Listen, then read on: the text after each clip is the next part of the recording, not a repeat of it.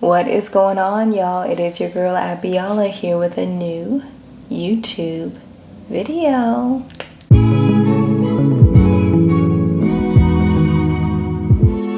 Welcome back, yogis and space holders. I hope this video finds you well and that you are embodying the practices that are supporting you and feeling good in your body. Today's video is going to actually be geared towards those of you who are already certified yoga instructors, and we are going to be talking about how to teach the chakras to your yoga students effectively. Now, if you are not a 200-hour yoga certified instructor, definitely click the link in my description box to join the waitlist for my non-performative 200-hour yoga teacher training. We have a phenomenal group of facilitators, including myself, that are guiding you through the practices of yoga beyond the poses to make sure that you get a rich and thorough education of the philosophy and how to apply the principles and the tools of yoga to the body to regulate our nervous system. One thing, make sure you watch this video till the end because I have a surprise that I'm going to be sharing with you at the end of our little conversation. Secondly, if you are not currently subscribed, definitely click the subscribe button to support you on your yoga journey as a student to deepen your practice and or as a yoga instructor to deepen your continued education. So let's go ahead and get into the video. When it comes to the chakras equate to energy bundles that run through the central channel of the body. And ultimately, these energy bundles have different characteristics attributed to them. Now, when we think about our energy body or our subtle body, which directly correlates to our nervous system, we want to understand that part of the body because it is what's ultimately creating our external reality. We are creating our external reality from our energy and or our invisible body. The subtle body also allows us to feel settled and at ease in our body to help us move from more of a thriving state as opposed to a trauma state or trauma response. So when our students or when we as instructors get this deep emotional release and or regulation from a really profound yoga class, that's coming from things moving in our energy and our subtle bodies and the activation of our parasympathetic nervous system. Now, one of the greatest gifts we can give our students is the ability to sustain that feeling off of the mat by themselves. And one of the best ways to introduce them to that or to empower them to take initiative in that is by introducing them to the chakras, helping them become aware of their invisible and their subtle body, and giving them the tools and the information they need to explore it on their own so that they can have a little bit more of a reference point as to what's happening in their invisible bodies when they are triggered and or when they are thriving. Now for today, I'm going to cover 3 key points to help us as instructors really begin to effectively teach the chakras to our students. The first key point is to help them build body awareness. Now, when we think about the physical body, it's really easy for us to understand, okay, this is my physical body, this is my blood, my muscles, my flesh, and my bones. But the invisible body, because you can't really see it, is harder to equate. A lot of folks who are coming into our yoga practices might not have body awareness. They might not have awareness as to what they're feeling in their invisible body and are aware. So in order to make that connection for them, it's really supportive to help them understand where the chakras are located.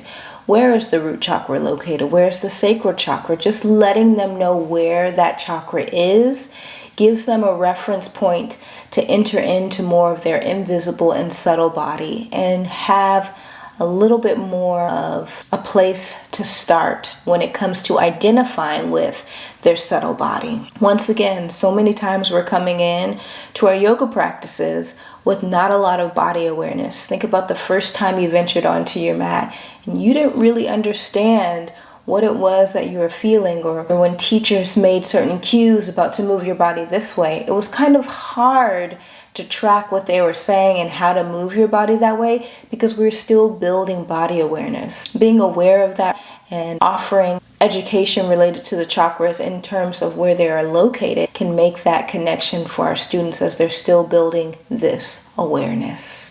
Key point number 2 is educating them on the attributes, the general attributes of what certain chakras hold. So educating them on what is the root chakra about. It's usually about security, stability, safety, and cultivating that internally. So giving them some awareness about that so that once again they can start to make the connection of their physical and their invisible body and what they're feeling in their invisible body. Now, I do want to preface this by saying that you are not in your student's body. And as a yoga instructor, you are really a guide supporting them in exploring and edifying the teacher within them. So with that awareness, when you are offering attributes of each chakra, letting them know about what the heart chakra usually equates to or what's housed there, keeping these terms really general is super, super important. Because once again, you're not in their body and you can't detail what that experience in relation to that chakra is for them. So keep the terms or attributes that you are making towards each chakra very general as opposed to very definitive, so they don't feel locked into that being the only thing. Give them a general understanding of the attribute related to the chakras, and as they begin to do their own self-study, they will find out more so that they can do that exploration on their own. One of the ways that I tend to do this when I'm teaching is if I'm doing a chakra-based yoga class or chakra-based yoga practice, I'll provide some general information around the attributes of that chakra, particularly what may happen if that chakra is engaged versus when it's disengaged, and providing very general attributes based on those two limbs to give them some awareness as to what that chakra might hold and what might come up when they're exploring that practice. Now, once again, I keep it general and I use terms like might or may so that they can do that self-exploration on their own. Creates an awareness, helps to educate them on their invisible and their subtle body so that they have more of a reference point of not only where they're feeling certain things, but what they might be feeling as well. Key point number 3 is a big one, and this has been huge for me, and that is reduce the need to be your student's healer when it comes to teaching the chakras. Now, when I first started practicing yoga, I used to call myself a healer, whatnot, and I still identify as a healer, but I am only a healer for myself. I am not my student's healer, they are their own healer. And that takes a lot of the pressure off of me to feel like I need to move or do something for them in their energetic or invisible body. That is their responsibility, and it's also their divine right. And I don't want to interfere with that. I just want to support them and guide them in helping edify the teacher in them so that they can begin to take that self-exploration journey on their own. We've seen a lot of different things come up about people being healers and healer as an occupation. Healing is not an occupation. It's not just something that you can decide that you want to be. We are healers because we first heal ourselves, and we're not responsible for healing our students. That is your students' space. That is their own divine right. Take the pressure off of yourself as an instructor to feel the need to want to heal somebody. Instead, guide, provide the education and the tools, and let them find the healing on their own. Especially when we start to drop into offering more of a practice beyond just the physical poses, when we're diving more into the energy body and the chakras and the subtle body and getting more into the philosophy of yoga. It's really easy to try to gurify ourselves, and that's not required. You provide the tools, you provide the education, you hold the space. That's it. And that takes the pressure off of you to have to be anything for your students that is beyond your truth. So you remember that surprise that I shared with you early on in the video? I'm ready to reveal it to you right now. So if you are a yoga instructor looking to create intelligently sequenced yoga classes that are themed to the chakras systematically to help your students explore more of their subtle and their energy body, then I want to invite you to my intuitive sequencing for the chakras 8-week program beginning June 10th and running till July 29th. This is a super rich program. It's the first time that I'm sharing this, but ultimately it encompasses all the intuitive sequencing sauce that I've used to create my signature programs, including Trap Vinyasa, which is my body positive hip hop yoga practice that I actually toured over 50 plus yoga studios with, as well as my Divine Feminine Yoga Workshop, which I actually went to teach as an Aloe Moves coach.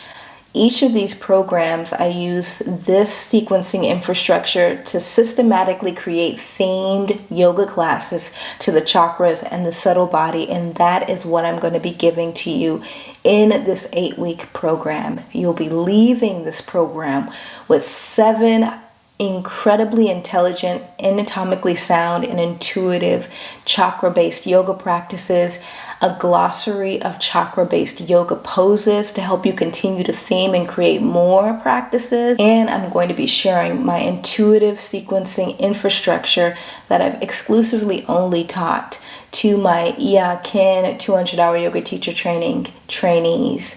You're going to be getting so much in this 8-week program to really support you as a yoga instructor and to help you to teach more from a non-performative lens so that you can really convey the practice of yoga beyond just the physical postures, beyond just Western fitness, and really begin to provide other aspects of the practice that can support and benefit your students in caring for their invisible body. If you are a certified yoga instructor and you would like to join this program, click the link below in my description box to apply, and you will be hearing from me very, very soon. In the meantime, y'all, continue to be well, and I will see you very soon.